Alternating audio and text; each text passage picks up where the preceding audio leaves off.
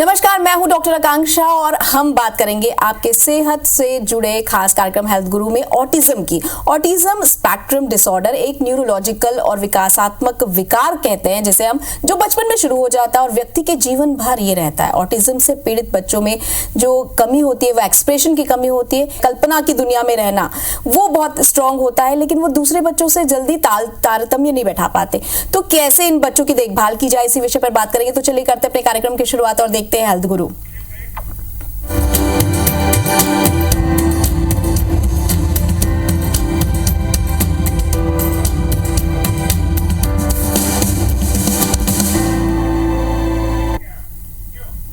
Autism में किस तरह से बच्चों की देखभाल की जाए, ये बहुत ही महत्वपूर्ण प्रश्न है। और क्या होम्योपैथी से ऑटिज्म का इलाज किया जा सकता है? क्योंकि हमको तो ऐसा लगता है कि होम्योपैथी में टाइम बहुत लगता है, लेकिन इससे इलाज संभव है। तो ये कैसे इलाज संभव है, इसी विषय पर आज हम बात करेंगे। और आज का जो हेल्थ प्रोग्राम है वो इसी पर आधारित है कि ऑटिज्म से पीड़ित बच्चों के माता पिता किस तरह से देखभाल करें, क्या बेनिफिट होगा अगर वो होम्योपैथी की दवाई लेते हैं, और किस तरह से डेवलपमेंट नजर आता है इसमें। ऑटिस्टिक जो एक तरह की बीमारी है, जो कि चाइल्ड जो है वो घर पर रह जाते हैं और वो कई बार अपने आप को नुकसान पहुंचाते हैं, इसके लिए पेरेंट्स भी काफी परेशान होते हैं। तो होम्योपैथी में ऑटिज्म का इलाज कैसे हो सकता है, इन तमाम सवालों पर हम आज बात करेंगे। और इसके लिए हमारे साथ जुड़ रहे हैं expert doctor Girish Tathed, MD homeopathy, Pune से हमारे साथ जुड़ रहे हैं। सर, आपका बहुत बहुत स्वागत। नमस्कार। नमस्ते। सर, सबसे पहले तो ये जानना है कि होम्योपैथी से क्या मतलब, होम्योपैथी क्या है, सबसे पहले तो यही समझ लेते हैं। और सामान्य लक्षण क्या होते हैं ऑटिज्म के? होम्योपैथी यह एक चिकित्सा पद्धति है जो समा शमयति, यह उसका एक बहुत बड़ा प्रिंसिपल है कि अगर किसी मरीज में लक्षण कुछ दिखाई देते हैं, फिर वो कोई भी बीमारी हो, तो हम उसी लक्षणों की दवा ढूंढते हैं जो वह दवा सामान्य आदमी को देने के बाद वह लक्षण पैदा कर सकती है। जब यह दवा उस मरीज को दी जाती है, उसके बाद वह मरीज ठीक होता है। उससे ही संक्षिप्त रूप से ऑटिज्म ऐसा, उसको होम्योपैथी ऐसा कहा जाता है। तो ऑटिज्म में होम्योपैथी का क्या रोल है? तो सबसे पहले हमें जान लेते हैं कि ऑटिज्म यानी क्या। ऑटिज्म यानी जो बच्चे जो खुद में ही रहते हैं, जो बाहरी दुनिया से बिल्कुल भी अवेयर नहीं रहते हैं। तो इस वजह से क्या होता है कि उनमें बोलने की कमी होती है, वह ठीक से बातचीत नहीं कर पाते। वह एक जो कला होती है अपनी बातचीत करने की या बोलने की, वह कला ठीक से डेवलप नहीं कर पाते, जिस वजह से उनका सामाजिक में यानी समाज में रहना और लोगों से बातचीत करना और लोगों से तालमेल रखना, यह भी उनको संभव नहीं होता। और उनकी जो दिलचस्पी होती है वह सीमित हो जाती है, उनको कुछ ही चीजों में रुचि आती है और वह वही क्रियाएं बार बार दोहराते हैं। तो ऑटिज्म यानी इन शॉर्ट अगर हम जानना चाहते हैं तो वह बच्चे जो न बोलना सीखते हैं, न सुनना सीखते हैं, और उनकी जो भी जरूरत है वो हाव से बताते हैं, उनकी दिलचस्पी बस सीमित हो जाती है और एक ही क्रिया बार बार दोहराते हैं। इसको ऑटिज्म कहा जाता है। जब ऑटिज्म के कई सारे लक्षण एक साथ दिखते हैं तो उसको ऑटिज्म स्पेक्ट्रम डिसऑर्डर ऐसा भी कहा जाता है। जी सर, होम्योपैथी में ऑटिज्म कैसे काम करता है और किस तरह से काम करता है?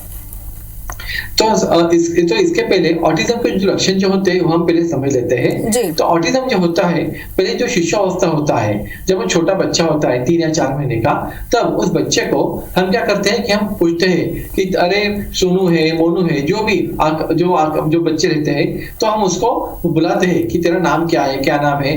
लेकिन जब हम देखते हैं कि वो ठीक से देख नहीं रहा है, वो उसकी आंखें नहीं घुमा रहा है, या जो छोटा नवजात शिशु है वो उसकी गर्दन में नहीं घुमाता है, तो सबसे पहले यह लक्षण होता है। दूसरा लक्षण, जब आपने देखा होगा कि माँ ना अपने बच्चे से ना बातचीत करना चाहती है, कुछ गुनगुनाती है, कुछ बातें करती है, उसकी तरफ भी उस बच्चे का ध्यान बिल्कुल भी नहीं जाता है। और तीसरा, जो उसके आसपास के जो भी लोग होते हैं उनकी जो आवाजें आती हैं उनको भी वो बिल्कुल भी प्रतिसाद बिल्कुल नहीं देता। तो यहाँ पहले लक्षण होते हैं। जैसे ही वो बच्चा थोड़ा बड़ा होता है, और बड़ा होने के बाद छोटे बच्चे नया खेल सीखते हैं और लोगों से घुलना मिलना सीखते हैं और लोगों को बातचीत करना सीखते हैं, लेकिन यह लक्षण वो बच्चों में बिल्कुल भी दिखाई नहीं देते।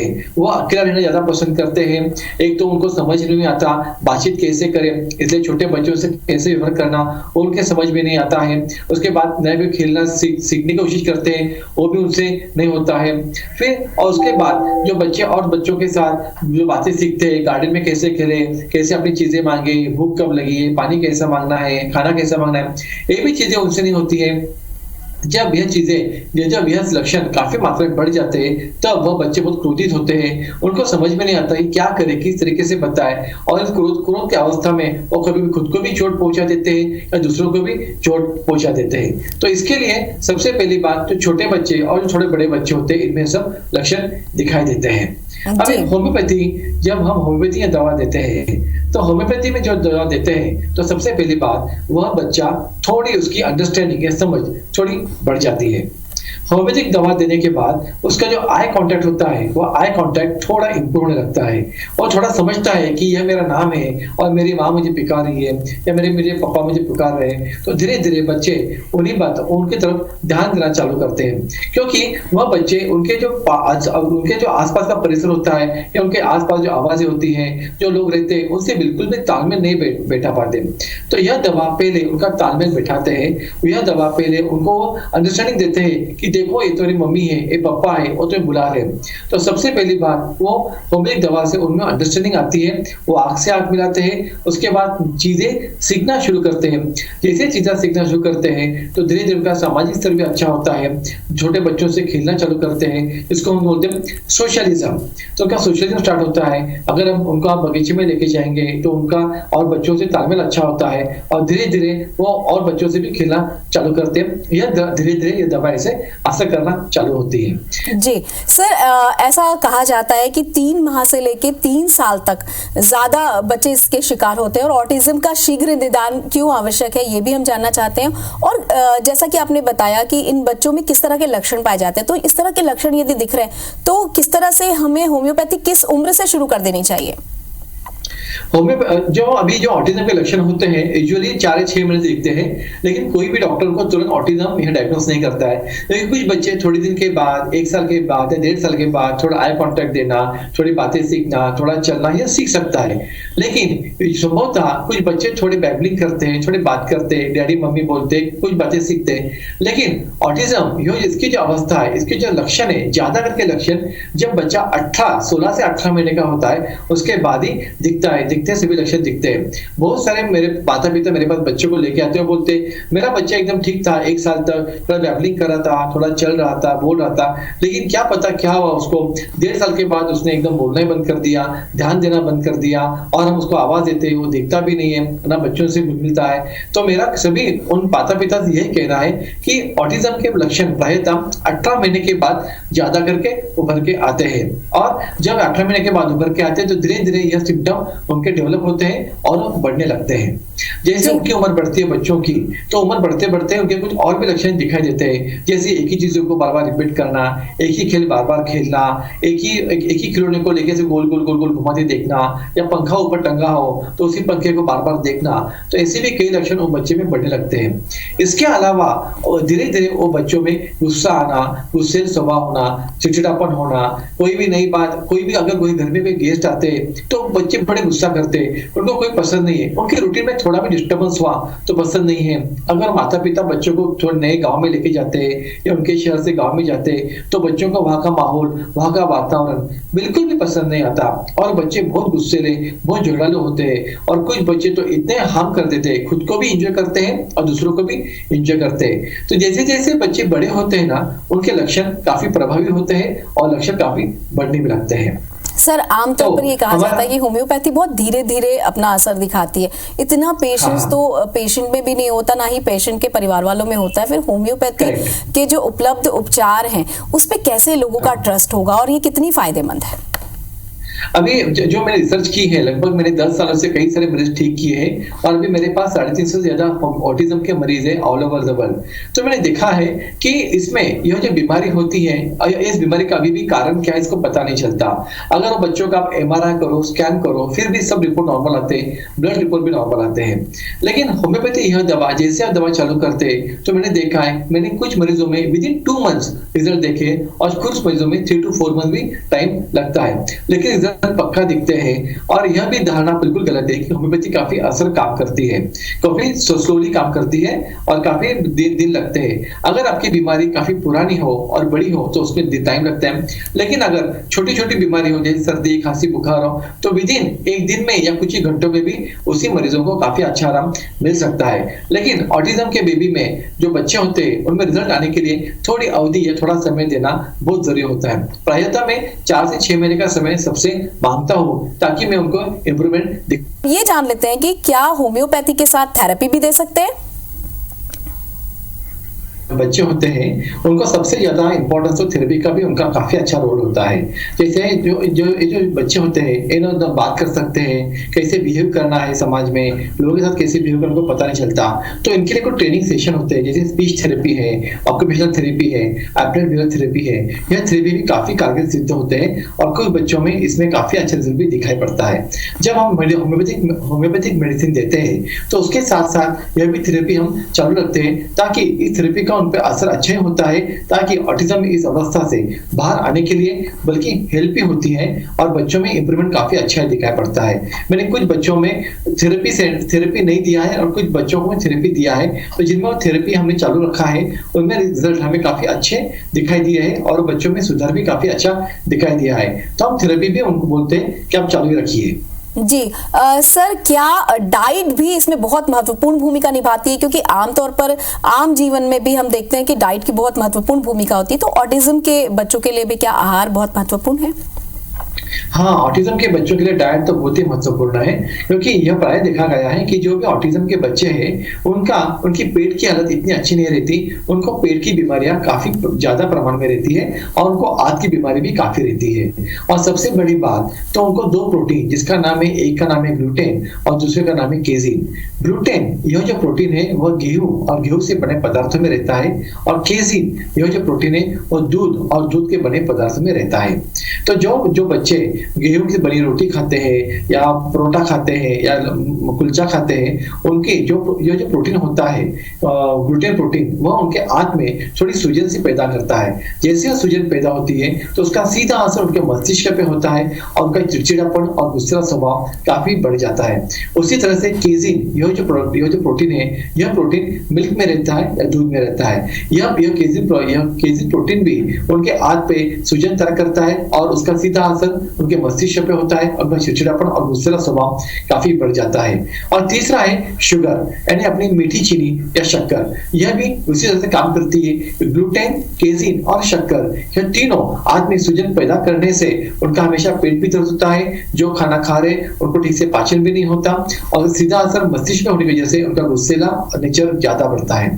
तो यह सीधा होता है। इसलिए हम जो ऑटिज्म के बेबी होती है उनको उनको बोलते हैं कि ये जो 3 पदार्थ है, शक्कर, केजिन जिसमें मिल्क और मिल्क प्रोडक्ट्स और जो ग्लूटेन फ्री डाइट है, उनको जरूर देना चाहिए। जी सर, आमतौर पर देखा गया है कि जो ऐसे बच्चे रहते हैं जो ऑटिस्टिक से पीड़ित बच्चे होते हैं वो बहुत चिड़चिड़े होते हैं, उनका रिएक्शन बहुत धीरे होने की वजह से कई बार पेरेंट्स बहुत पेशेंस नहीं रख पाते, बहुत अलग तरह का बिहेव करते। तो किस तरह का बिहेव हमें करना चाहिए, ना केवल माता पिता को बल्कि आसपास के लोगों को भी? हाँ, तो सबसे पहली बात, जो ऑटिज्म बेबी होते हैं, मैंने देखा है कि ऑटिज्म बेबी को पेरेंट्स ही ज्यादा करके एक्सेप्ट नहीं करते। सबसे पहली बात तो मेरी सभी पेरेंट्स से एक बड़ी रिक्वेस्ट है कि पहले एक्सेप्ट कीजिए कि आपका बच्चा ऑटिज्म है। जैसे उनको पता चलता है कि मेरा बच्चा ऑटिस्टिक है या ऑटिज्म डायग्नोस होता है, माता पिता बड़े दुखी होते हैं, बड़े निराश होते हैं। लेकिन इस विश्व में ऐसे कई मान्यवर लोग हैं, जो कई साइंटिस्ट है जो पहले ऑटिज्म करके डायग्नोस हुए, लेकिन उन्हें बड़ी क्रांति भी उनके जीवन में और पूरे विश्व में लाई है। तो मैं उन सभी पेरेंट्स को, माता पिता को कहना चाहता हूँ कि बिल्कुल नाराज न होइए, एक्सेप्ट कीजिए। जब आप एक्सेप्ट करते हो तो आपका प्रेम बच्चों के प्रति ज्यादा होता है, आपका उनके प्रति बिहेवियर अच्छा होता है और आपका बिहेवियर देखे जो आपके आसपास लोग हैं, पड़ोसी लोग हैं, वो भी ठीक से बिहेव करते हैं। क्योंकि ये ऑटिज्म बेबी कभी कभी लगता है उनको समझ में नहीं आ रहा है, लेकिन ये बच्चे बड़े सेंसिटिव भी होते हैं। मैंने कुछ बच्चों को देखा है, उनके बारे में कुछ आप नेगेटिव बोलो, उनके बारे में कुछ आप नेगेटिव बात करो किसके साथ, तो तुरंत गुस्सा करते हैं, उनको बर्दाश्त नहीं होता। और ऐसे बच्चों को और भी जब नेगेटिव सुनते माता पिता बोलते हुए वक्त, तो वो और भी बिगड़ जाते हैं, गुस्से होते हैं। तो उनके प्रति आपका बर्ताव हमेशा पॉजिटिव रहना चाहिए। तो उससे देखा गया कि वो बच्चे में इंप्रूवमेंट या सुधार काफी अच्छा होता है। जी, आपने बहुत सारे पेरेंट्स की काउंसलिंग भी की होगी, तो आपको क्या लगता है कि ऑटिज्म के जो पीड़ित व्यक्ति है या बच्चे हैं, उनके पेरेंट्स के लिए चैलेंजेस कितने होते हैं? उनके लिए सबसे पहले चैलेंजेस यानी बच्चे को क्या चाहिए क्या नहीं चाहिए समझना। दूसरी बात, उसको ट्रेनिंग देना, यानी सुबह से दांत साफ करना हो, नहाना हो या कपड़े पहनना हो, स्कूल में जाना हो, स्कूल में पढ़ना हो, रात को सोना हो, ये उनको सभी ट्रेनिंग देना पड़ता है। तो सबसे पहले कभी कभी पेरेंट को तो खुद को भी ट्रेन होना पड़ता है कि क्या मैं किस तरह से ट्रेनिंग दूं। तो जब वो पेरेंट खुद एक्सेप्ट करते हैं, खुद को ट्रेनिंग लेते हैं, तो ट्रेनिंग लेने के बाद वो बच्चों को भी समझाते हैं, और उनका जब उनको एक्सेप्टेंस होता है कि मेरा बेबी ऐसा है, तो उनका ट्रेनिंग का तरीका भी काफी अच्छा बदल जाता है और खुद भी ट्रेन हो जाते हैं how to behave with the baby. तो इसका मिलाजुला इफेक्ट इतना अच्छा होता है कि बेबी में सुधार बहुत अच्छा दिखता है। और अगर उसके साथ आप अगर होम्योपैथिक दवा भी देते हो तो उसमें सुधार बहुत ही बड़ा दिखता है। जी डॉक्टर गिरीश, आमतौर पर ये देखा गया ना कि ऑटिज्म के कुछ बच्चे तो बहुत हाइपर एक्टिव होते हैं, मतलब उनका हर एक चीज में इंटरेस्ट भी बहुत ज्यादा होता है, हाइपर एक्टिव होते हैं, तो पेरेंट्स भी उसे कंट्रोल नहीं कर पाते। तो ऐसे बच्चों के साथ किस तरह का ट्रीटमेंट हम कर सकते हैं? सबसे पहले बच्चे हाइपर एक्टिव क्यों होते हैं, यह भी जानना बहुत जरूरी है। हम जो भी कपड़े पहनते हैं, जिस भी चीज पे बैठते हैं, या जो भी हमारे आसपास जो वातावरण है, उसका असर हमारे शरीर पे होता रहता है, लेकिन हमें उसका एहसास नहीं होता। उसका एहसास क्यों नहीं होता? क्योंकि हमारे मस्तिष्क में कुछ फिल्टर लगे हुए, वो फिल्टर हमें वो जो एहसास है ज्यादा हमें डिस्टर्बेंस नहीं करते। लेकिन ऑटिस्टिक बेबी जो होते हैं उनमें यह फिल्टर लेते नहीं है।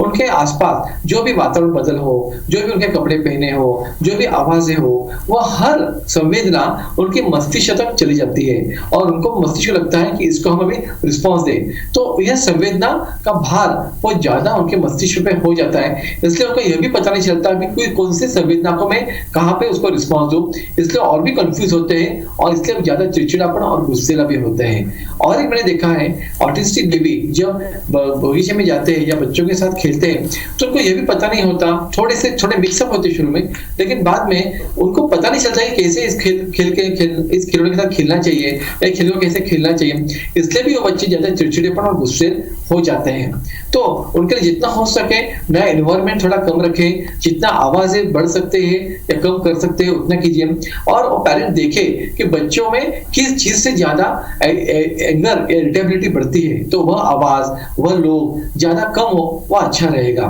तो इस तरीके से आप उन बच्चों में गुस्से नेचर और इरिटेबिलिटी जो उनका नेचर होता है वह कम करने में जरूर हेल्प होती है। क्या बढ़ती हुई उम्र के साथ ऑटिज्म के लक्षण भी बदलते हैं?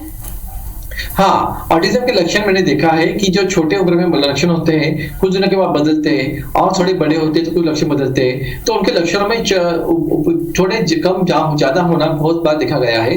खास करके जो बच्चे किशोर अवस्था में आते हैं, जो बाकी बच्चे नॉर्मल जो किशोर अवस्था में आते हैं वो भी बच्चे बड़े गुस्सेले, थोड़े डिस्टर्ब रहते हैं, ये भी बच्चे इमोशनल डिस्टर्ब रहते हैं। लेकिन जो किशोर अवस्था में बच्चे आते हैं खास करके ऑटिज्म बेबी के, उनमें हस्तमैथुनता भी काफी बार देखी गई है। छोटे बच्चे में भी है और थोड़े बड़े बच्चों में भी है। तो उस वक्त तो जो माता पिता को तो बहुत ही खुद पे कंट्रोल रखना पड़ता है, क्योंकि बच्चे कहाँ पर भी अपने कपड़े उतार देते हैं, खुद को एक्सपोज कर देते हैं और हस्तमैथुन भी करने लगते हैं। तो इस वक्त माता पिता को काफी कंट्रोल करके ट्रेनिंग देके बच्चों को ठीक से संभालना पड़ता है। तो ऐसे भी कुछ लक्षण होते हैं। लेकिन कुछ बच्चे जैसे उनकी उम्र बढ़ती है ना, उनकी रुचि स्टडी में भी हो जाती है और कुछ बच्चों की बिल्कुल भी खत्म भी हो जाती है। इस तरीके से उम्र के बढ़ने के साथ उनके लक्षण कम ज्यादा होते रहते हैं। जी, तमाम जानकारी के लिए बहुत बहुत शुक्रिया डॉक्टर साहब। हम आशा करते हैं कि आज की इस डिस्कशन से हमारे जितने भी दर्शक हैं वो लाभान्वित जरूर हुएंगे। हमसे जुड़ने के लिए बहुत बहुत शुक्रिया। धन्यवाद। हेल्थ गुरु में आज हमने बात की कि ऑटिज्म के मरीजों को किस तरह से हमें ध्यान रखना है, और साथ ही ये भी हमने बात की कि कैसे होम्योपैथी में इसका इलाज संभव है। किसी और विषय के साथ होगी मुलाकात, तब तक कीजिए इंतजार। नमस्कार।